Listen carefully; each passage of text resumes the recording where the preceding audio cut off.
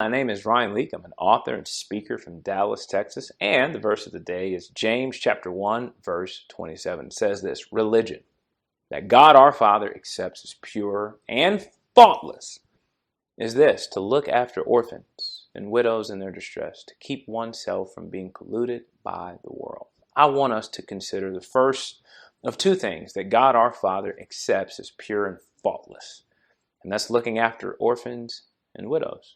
It's one of those things I think most would agree that we should do something about it, but it can be difficult to live out. Why? Because how many conversations have you had where you ask somebody, you know any orphans? You know any widows? It's hard to meet a need that isn't directly in front of us all the time, right?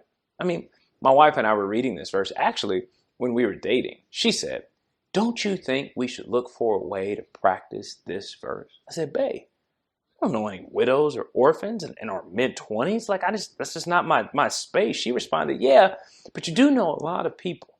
I'm sure you could make some phone calls and find something or someone." I said, "Okay." So I called the administrative assistant of our senior pastor at the time, and I said, "Hey, how you doing? Look, so my girlfriend and I were reading about looking out for widows and orphans, and we just don't know where to start.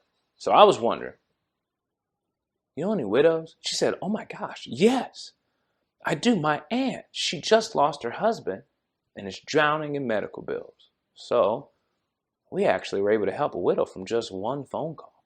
I think what this verse really requires is intentionality. If you're trying to look out for widows and orphans, I highly doubt you'll fail.